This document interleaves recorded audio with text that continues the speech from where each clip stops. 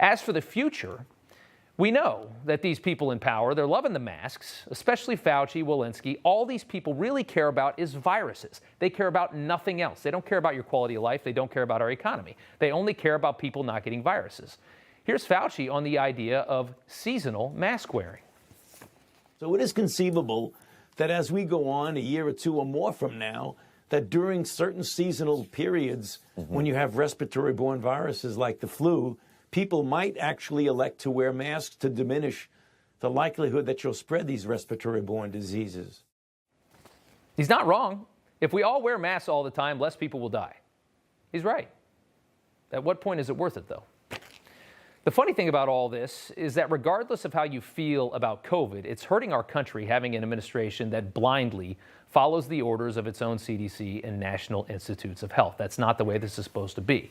The same people that excoriated Trump for pushing back on our health leaders are now starting the process of doing the same thing because they're sick of all of this.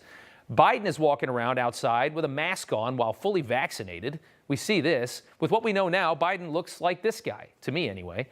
Will you, in front of this group, categorically say that the COVID-19 could not have occurred through serial passage in a laboratory? I do not have any accounting of what the Chinese may have done, and I'm fully in favor of any further investigation.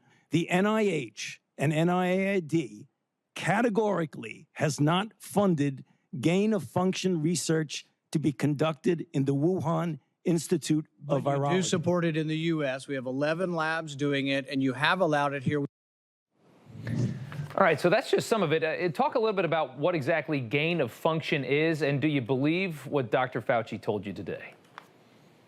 No, he was being dishonest. In fact, one of the main papers that was published by Dr. Shi in Wuhan Institute says in the byline, funded by NIH and funded specifically by the NIAI, which is AID, which is Fauci's group. So no, he completely dissembled on that. He's leading you to believe something that's not true. This kind of stuff needs to be watched. And do we trust the Chinese enough? And why in the heck are we giving money to the Chinese anyway? I thought they were a rich country. Why don't they fund their own damn research? Great question. Well, why do we give the Chinese money to do anything is my question. And who trusts what they say they're doing with it? Real quick, though, about gain of function, you said we do it in this country, too. Why exactly are we doing this? We have 11 different labs that do it in our country. They're very, very risky labs, very, very dangerous. And the reason they say they do it is they want to see if they can change an animal virus into a human virus. They say, oh, then we'll learn how to combat it. I don't think that logic is true anymore, because with the DNA sequencing and RNA sequencing, if we get a new virus, they can sequence it in a day or two, and they can have the ability to develop these mRNA vaccines within a couple of weeks. They don't need to be creating these super viruses because they could get out of the lab. And the way it works is it's not like a vial of the virus has to go out of the lab. Someone accidentally breathes the virus in.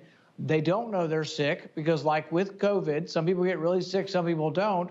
If the first person worked in the lab, and there is at least somebody they're aware of that worked in the lab, if they got sick, it's not that they did it on purpose. It could be an accident. A worker gets sick, goes out and infects 20 other people, and then before you know it, all of Wuhan's got it.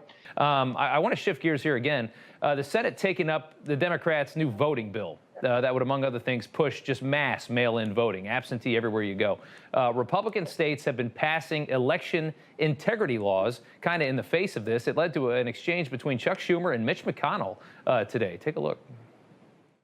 Here in the 21st century, we are witnessing an attempt at the greatest contraction of voting rights since the end of Reconstruction and the beginning of Jim Crow. We aren't going to let one party take over our democracy under the false pretense of saving it.